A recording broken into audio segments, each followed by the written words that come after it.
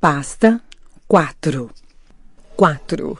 O cuco no ninho. Suco de laranja, melaço e ovos com a validade expirada há semanas e algo que se parece com uma espécie de alface. Alface? Clary espiou dentro da geladeira sobre o ombro de Simon. Ah, isso é mussarela. Simon deu de ombros e fechou a geladeira de Luke com o pé. Vamos pedir uma pizza? Já pedi, disse Luke, entrando na cozinha com o telefone sem fio na mão. Uma vegetariana grande e 3 cocas. E liguei para o hospital, acrescentou, colocando o telefone na base. Nenhuma mudança no estado de Jocelyn. Ah, disse Clary. Ela se sentou à mesa de madeira na cozinha de Luke. Geralmente Luke era bem organizado, mas no momento a mesa estava coberta de correspondências fechadas e pilhas de pratos sujos. A bolsa verde de Luke estava pendurada no encosto de uma cadeira. Ela sabia que deveria estar ajudando na limpeza, mas ultimamente simplesmente não tinha forças. A cozinha de Luke era pequena e ligeiramente suja em seus melhores dias. Ele não era um grande cozinheiro, como comprovado ao fato de não haver especiarias na prateleira de temperos pendurada sobre o velho fogão. Em vez disso, ele a utilizava para guardar caixas de café e chá. Simon se sentou ao lado dela enquanto Luke tirava a louça suja de cima da mesa e a colocava na pia. — Você está bem? Perguntou em voz baixa. — Estou. Clary conseguiu sorrir. Eu não estava esperando que a minha mãe fosse acordar hoje, Simon. Tenho a sensação de que ela está esperando alguma coisa. Você sabe o quê? Não, só sei que falta alguma coisa. Ela olhou para Luke, mas ele estava ocupado esfregando vigorosamente os pratos na pia para limpá-los. Ou alguém. Simon olhou confuso para ela e em seguida deu de ombros. Parece que a cena no instituto foi bem intensa. Clary deu de ombros. A mãe de Alec e Isabelle é assustadora. Qual é mesmo o nome dela? Mary's, disse Clary, imitando a pronúncia de Luke. É um antigo nome de caçadores de sombras. Luke secou as mãos em um pano de prato. E Jace decidiu ficar e lidar com essa tal inquisidora. Ele não quis ir embora? Perguntou Simon. É o que ele tem que fazer se quiser ter uma vida de caçador de sombras, disse Luke. E ser isso, um Nephilim, significa tudo para Jace. Conheci outros caçadores de sombras como ele em Idris. Se alguém tirasse isso dele... O ruído familiar da campainha soou. Luke colocou o pano de prato no balcão. Já volto. É muito estranho pensar em Luke como alguém que já foi um caçador de sombras um dia. Mais estranho do que pensar nele como um lobisomem, disse Simon assim que Luke saiu da cozinha. Sério? Por quê? Simon deu de ombros. Já ouvi falar em lobisomem antes. Só uma espécie de elemento conhecido. Ele vira lobo uma vez por mês. E daí? Mas a coisa dos caçadores de sombras é como um culto. Não é como um culto. Claro que é. Caçar sombras é a vida deles. E olham de cima para todo mundo. Nos chamam de mundanos, como se não fossem seres humanos. Não são amigos de pessoas normais. Não frequentam os mesmos lugares. Não conhecem as mesmas piadas. Acham que estão acima de nós. Simon levantou uma das pernas e mexeu na franja do rasgo do joelho da calça jeans. Conheci mais um licântrope hoje. Não me diga que você estava com pet aberração no Hunter's Moon. Ela teve uma sensação de desconforto na boca do estômago, mas não saberia dizer exatamente o que a estava provocando. Provavelmente era puro estresse. Não, era uma menina, disse Simon, mais ou menos da nossa idade, chamada Maya. Maya? Luke estava de volta à cozinha trazendo uma caixa de pizza branca e quadrada. Ele a colocou na mesa e Clary esticou a mão para abrir. O cheiro quente de massa, molho de tomate e queijo a fez se lembrar do quão faminta estava. Ela pegou uma fatia sem esperar que Luke lhe desse um prato. Ele se sentou com um sorriso largo, balançando a cabeça. Maya faz parte do bando, certo? Perguntou Simon, pegando uma fatia também.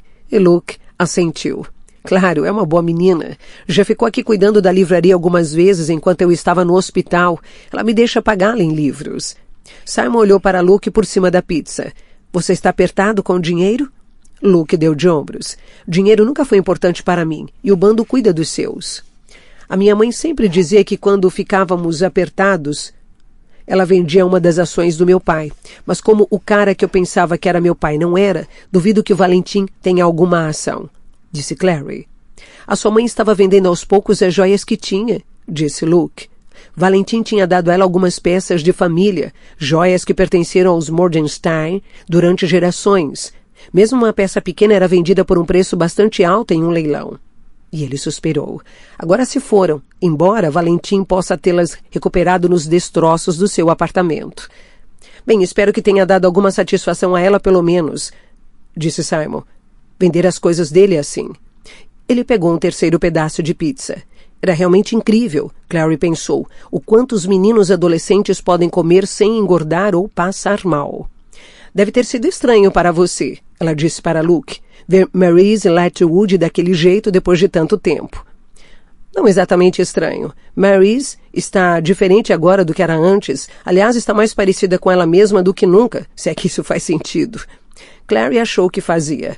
A aparência de Maryse Lightwood fez com que se lembrasse da menina magra e sombria na foto que Wood havia lhe dado, aquela em que ela inclinava o queixo de forma arrogante. Como acha que ela se sente em relação a você? Perguntou Clary. Realmente acha que ela esperava que você estivesse morto? Luke sorriu.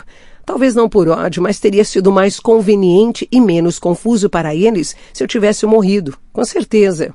O fato de que não só estou vivo, mas liderando o bando de lobisomens da Zona Sul, dificilmente é algo pelo que estariam torcendo. É a função deles, afinal, manter a paz entre os membros do submundo, e cá estou eu, com uma história com eles e muitas razões para querer vingança. Estão preocupados que eu seja um coringa. E você é? Perguntou Simon. A pizza tinha acabado, então ele esticou o braço e pegou uma das bordas mordiscadas de Clary. Ele sabia que ela detestava as bordas. Um coringa, quero dizer. Não há nada de secreto a meu respeito. Sou impassível. Sou um homem de meia idade. Exceto que, uma vez por mês, você se transforma em lobisomem e sai por aí rasgando e aniquilando coisas, disse Clary. Poderia ser pior, retrucou Luke. Todos sabem que há homens da minha idade que costumam comprar carros esporte e dormir com modelos. Você só tem 38 anos, comentou Simon. Isso não é meia-idade. Obrigado, Simon. Agradeço de verdade. Luke abriu a caixa de pizza e, ao perceber que estava vazia, fechou-a com um suspiro. Apesar de você ter comido a pizza inteira. Eu só comi 5 fatias, protestou Simon, inclinando a cadeira de modo que ela se equilibrou precariamente nas 2 pernas de trás. Quantas fatias você acha que tinha na pizza, bobão? Perguntou Clary. Menos de 5 fatias não caracteriza uma refeição. Só um lanche. Simon olhou apreensivo para Luke. Isso significa que você vai se transformar em lobo e me comer? Definitivamente não. Luke se levantou e jogou a caixa de pizza no chão. Você seria pegajoso e difícil de digerir. Mas em conformidade com as leis judaicas? Disse Simon alegremente. Pode deixar que eu vou indicá-lo para licântropes judeus. Luke apoiou as costas na pia.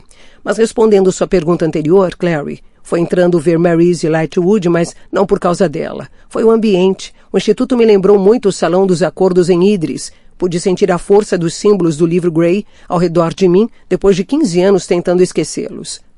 E conseguiu? Perguntou Clary. Conseguiu esquecê-los? Existem coisas que você nunca esquece. Os símbolos do livro são mais do que ilustrações. Eles se tornam parte de você, parte da sua pele. Ser um caçador de sombras é algo que nunca nos deixa.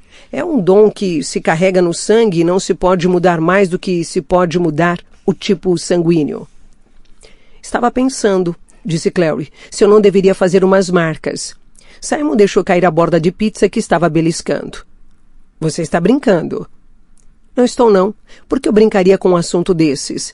E por que eu não deveria fazer marcas? Sou uma caçadora de sombras, não custa tentar me proteger do jeito que dá. Tentar se proteger do quê? Perguntou Simon, inclinando-se para a frente de modo que as pernas da frente da cadeira em que estava sentado aterrissaram no chão com estrépito.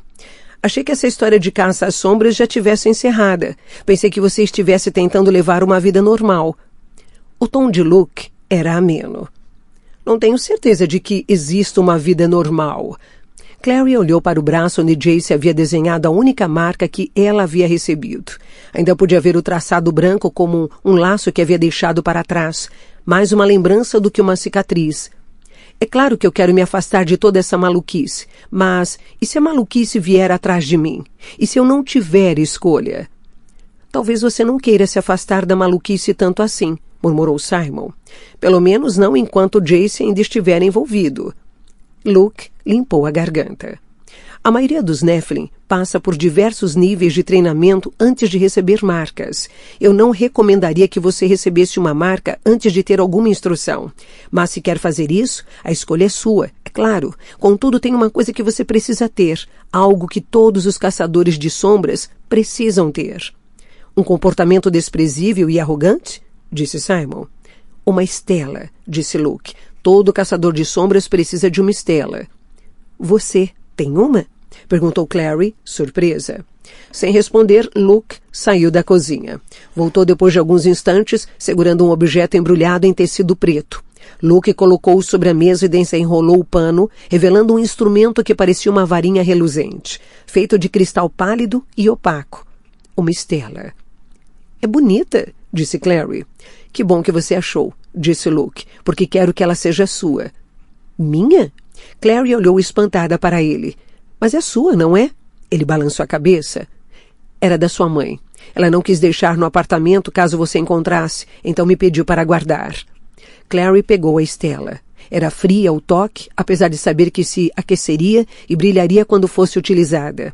Era um objeto estranho. Não era longo o suficiente para ser uma arma, nem curto o suficiente para ser manejado com a mesma facilidade que se manuseia um instrumento de desenho.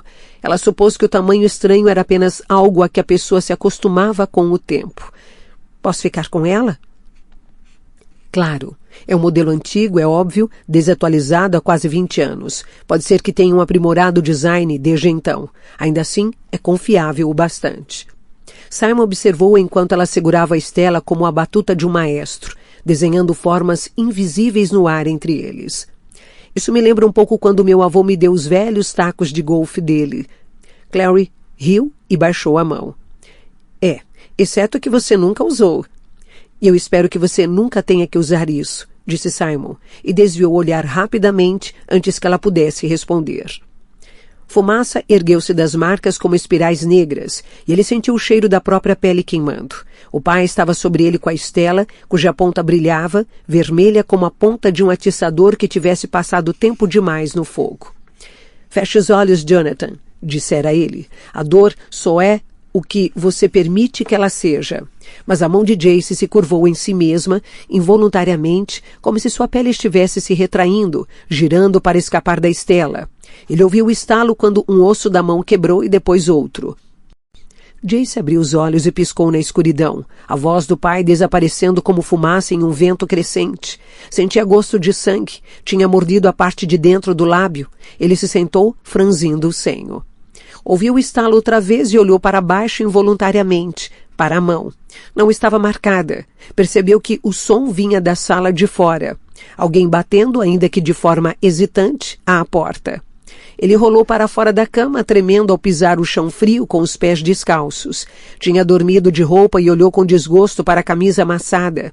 Provavelmente ainda estava cheirando a lobo, sentia dores por todo o corpo. Ouviu a batida novamente. Atravessou a sala e abriu a porta. Piscou surpreso. Alec? Com as mãos nos bolsos de calça jeans, Alec deu de ombros inseguro. Desculpe-me por acordar você assim.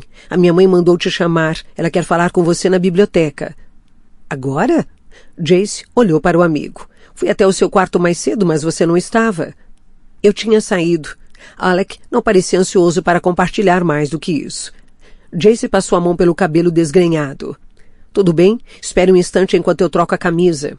Indo para o guarda-roupa, remexeu em uma pilha de quadrados cuidadosamente dobrados até encontrar uma camisa azul escura de mangas compridas.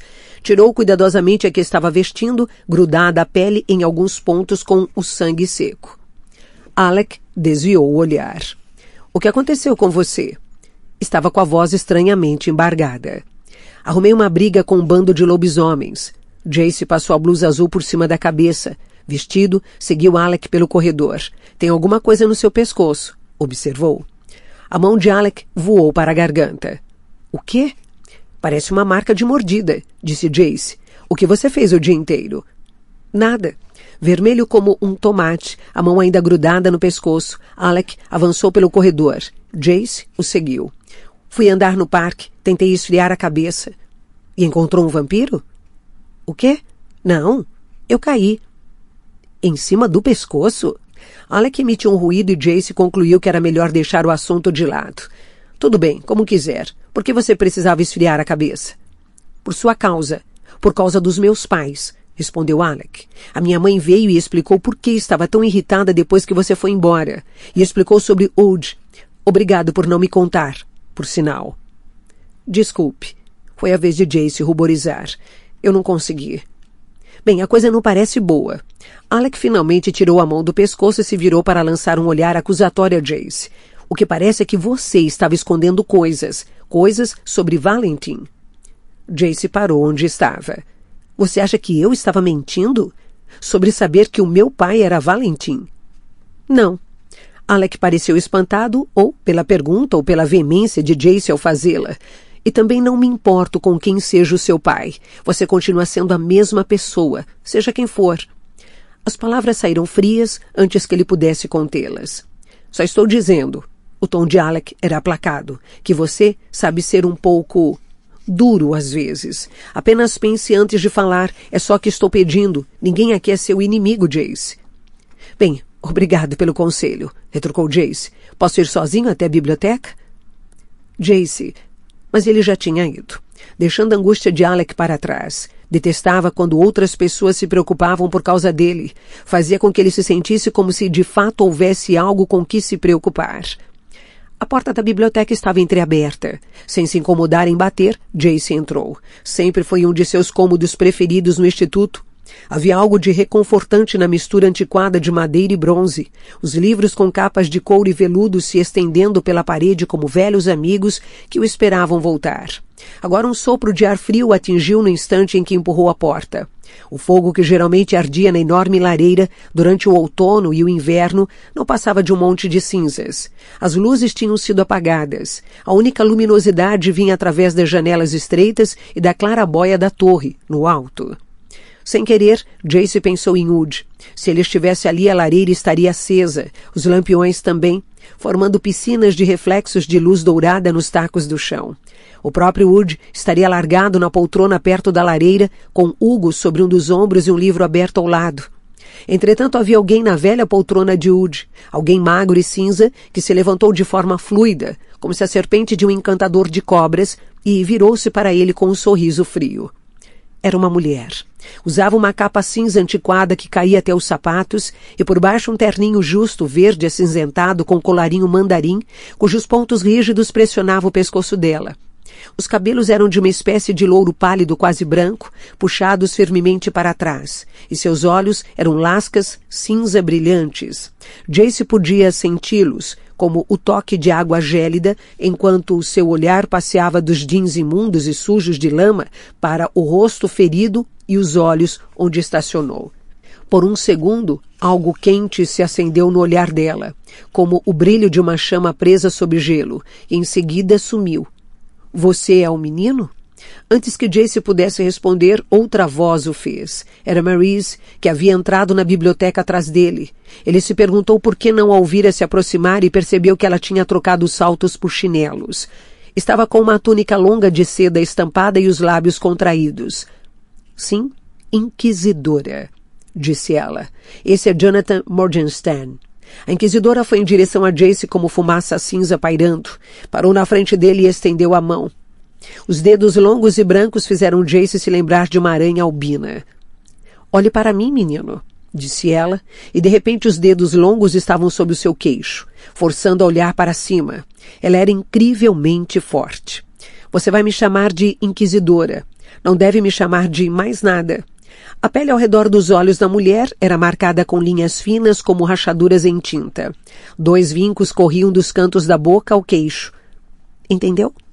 Durante quase toda a vida, a inquisidora tinha sido uma figura distante, quase mítica para Jace. Sua identidade, mesmo muitas de suas funções, permaneciam envoltas no sigilo da clave. Ele sempre imaginara que ela seria como os Irmãos do Silêncio, com poder contido e mistérios escondidos. Não tinha imaginado alguém tão direto e tão hostil. Aqueles olhos pareciam atacá-lo, rompendo a armadura de confiança e divertimento, expondo por completo. O meu nome é Jace, disse ele. Não é menino. Jace Wayland. Você não tem direito ao nome Wayland, retrucou ela. Você é Jonathan Morgenstern. Apropriar-se do nome Wayland faz de você um mentiroso, exatamente como seu pai. Na verdade, disse Jace, prefiro pensar que sou mentiroso de um jeito inteiramente meu. Entendo. Um pequeno sorriso se formou nos lábios pálidos da inquisidora. Não era um sorriso simpático. Você não tolera autoridades, exatamente como seu pai, como o anjo cujo nome vocês dois carregam. Com os dedos, ela agarrou o queixo dele com uma ferocidade repentina, afundando as unhas dolorosamente na pele. Lúcifer teve a devida recompensa por sua rebelião quando Deus o atirou na cova do inferno. Ela tinha um hálito amargo como vinagre. Se você desafiar a minha autoridade, prometo que invejará esse destino. Ela soltou Jace e deu um passo para trás. Ele podia sentir o rastro lento de sangue onde as unhas da inquisidora haviam cortado seu rosto. Suas mãos tremeram de raiva, mas ele se recusou a erguer uma delas para limpar. Imogen, começou Maurice, mas em seguida se corrigiu. Inquisidora Herondale. Ele concordou com o julgamento pela espada. Você pode descobrir se ele está falando a verdade. Sobre o pai? Sim, eu sei que posso. O colarinho duro da inquisidora Herondale afundou na garganta quando ela virou para olhar para Maurice. Sabe, Maurice, a Clave não está satisfeita com você. Você e Robert são os guardiões do Instituto e tem sorte por suas fichas terem permanecido relativamente limpas ao longo dos anos. Há poucas perturbações demoníacas até recentemente e tudo tem estado quieto nos últimos dias. Nenhum relatório, nem de Idris, nem então a Clave está se sentindo clemente. Nós até imaginamos algumas vezes se vocês tinham de fato deixado de ser fiéis a Valentim. Do jeito que está, ele preparou uma armadilha para vocês que caíram direitinho. É o caso de pensar se iam se deixar enganar dessa forma. Não teve armadilha nenhuma, interrompeu Jace. O meu pai sabia que os Lightwood me criariam se pensassem que era eu, filho de Michael A. Land. Só isso. A inquisidora o encarou como se ele fosse uma barata falante. Você conhece o pássaro cuco, Jonathan Morgenstern? Jace imaginou-se ser inquisidora. Não podia ser um emprego agradável. Tinha deixado Imogen Herondale um pouco confusa. O quê? O pássaro cuco, disse ela. Veja bem, cucos são parasitas. Eles colocam ovos nos ninhos de outros pássaros. Quando o ovo choca, o filhote cuco empurra os outros para fora do ninho. Os pobres pássaros, pais, trabalham até a morte tentando encontrar comida suficiente para alimentar o enorme filhote cuco que mata seus filhotes e toma o lugar deles. Enorme? Disse Jace. Você me chamou de gordo? Foi uma analogia. Eu não sou gordo. E eu, disse Maurice, não quero a sua piedade, Imogen. Eu me recuso a acreditar que a Clave vá punir a mim ou ao meu marido por termos optado por criar o filho de um amigo falecido. Ela enrijeceu os ombros. E não é como se não tivéssemos contado o que estávamos fazendo. Eu nunca machuquei nenhum dos Lightwood de nenhuma forma, disse Jace. Trabalhei duro. Pode dizer o que quiser sobre o meu pai, mas ele fez de mim um caçador de sombras. Conquistei o meu lugar aqui. Não defendo seu pai para mim, retrucou a inquisidora. Eu o conheci. Ele era o mais execrável dos homens. Execrável? Quem diz execrável? E o que isso quer dizer? Os cílios, sem cor da inquisidora, tocaram as bochechas quando ela cerrou os olhos com um olhar especulativo. Você é arrogante, disse afinal. E intolerante. Foi o seu pai que o ensinou a se comportar desse jeito? Não com ele, respondeu Jace secamente. Então você o está imitando. Valentim foi um dos homens mais arrogantes e desrespeitosos que eu já conheci. Suponho que tenha criado você para ser exatamente como ele. Sim, disse Jace, sem conseguir se conter. Fui treinado para ser um gênio do mal desde menino.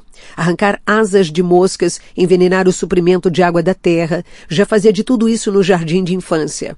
Acho que todos temos muita sorte por o meu pai ter forjado a própria morte antes de chegar aos estupros e saques que fariam parte da minha educação, ou ninguém estaria a salvo. Maurice soltou um ruído muito parecido com um rugido de horror. Jace, mas a inquisidora interrompeu. E assim como seu pai, não consegue controlar o próprio temperamento. Os Lightwood o mimaram e permitiram que as suas piores qualidades evoluíssem. Você pode se parecer com um anjo, Jonathan Morgenstern, mas sei exatamente o que você é. Ele é apenas um menino, disse Maurice. Ela o estava defendendo? Jace olhou rapidamente para ela, mas ela não o encarou de volta. Valentim também já foi apenas um menino. Agora, antes de vasculharmos a sua cabeça loura para descobrir a verdade, Sugiro que se acalme, e sei exatamente onde pode fazer isso muito bem. Jace olhou para ela sem entender. Está me mandando para o meu quarto? Estou mandando você para as prisões da Cidade do Silêncio. Depois de uma noite lá, acredito que será muito mais cooperativo. Maryse engasgou. Imogen, você não pode. Certamente posso. Seus olhos brilhavam como lâminas. Você tem alguma coisa para me dizer, Jonathan? Jace só conseguiu encará-la. Havia diversos níveis na Cidade do Silêncio e ele só havia visto os 2 primeiros, onde os arquivos eram guardados e onde os irmãos sentavam em conselho. As celas de prisão ficavam no nível mais baixo da cidade, abaixo do cemitério onde milhares de caçadores de sombras falecidos estavam enterrados, descansando em silêncio. As celas eram reservadas aos piores criminosos possíveis, vampiros rebelados, feiticeiros que quebravam a lei do pacto, caçadores de sombras que derramavam sangue uns dos outros. Jace não era nenhuma dessas coisas. Como poderia sequer sugerir enviá-lo para lá? Muito sábio, Jonathan. Vejo que está aprendendo a melhor lição que a Cidade do Silêncio tem para ensinar. O sorriso da inquisidora era como de um esqueleto feliz. Como manter a boca fechada. Clary estava ajudando Luke a limpar os restos do jantar quando a campainha tocou outra vez. Ela se levantou, desviando o olhar para Luke. Está esperando alguém? Ele franziu o senho, secando as mãos no pano de prato. Não, espere aqui. Ela o viu esticar a mão para pegar alguma coisa em uma das prateleiras enquanto saía da cozinha. Algo que reluzia. Você viu aquela faca? Simon assobiou, levantando-se da mesa. Ele está esperando confusão? Acho que ultimamente ele sempre está esperando confusão, respondeu Clary. Ela espiou pela porta da cozinha e viu Luke abrir a porta da frente. Podia ouvir a voz dele, mas não o que estava dizendo. Ele não parecia chateado. A mão de Simon em seu ombro a puxou para trás. Fique longe da porta. Qual é o seu problema? Está louca? E se tiver alguma espécie de demônio lá fora? Nesse caso, Luke poderia precisar da nossa ajuda. Ela olhou para a mão dele em seu ombro, sorrindo. Agora, você está todo protetor? Que bonitinho. Clary. Luke a chamou da porta da frente. Venha cá, quero que conheça alguém. Clary afagou a mão de Simon e a colocou de lado. Já volto. Luke estava apoiado no umbral da porta, com os braços cruzados. A faca na mão dele já tinha desaparecido milagrosamente. Havia uma menina nos degraus diante da casa, uma menina com cabelos castanhos ondulados presos em várias tranças e uma jaqueta de veludo escura. Essa é Maya, disse Luke, de quem eu estava falando. A menina olhou para Clary. Sob a luz brilhante da varanda, seus olhos tinham uma estranha cor âmbar, esverdeada. Você deve ser Clary. Clary confirmou que sim. Então aquele menino, o garoto de cabelos louros que destruiu Hunter's Moon, é seu irmão. Jace. Clary respondeu de forma curta, sem gostar da curiosidade intrometida da menina. Maya? Era Simon, surgindo atrás de Clary, as mãos enfiadas nos bolsos da jaqueta jeans. É, você é Simon, não é? Sou péssima com nomes, mas me lembro do seu...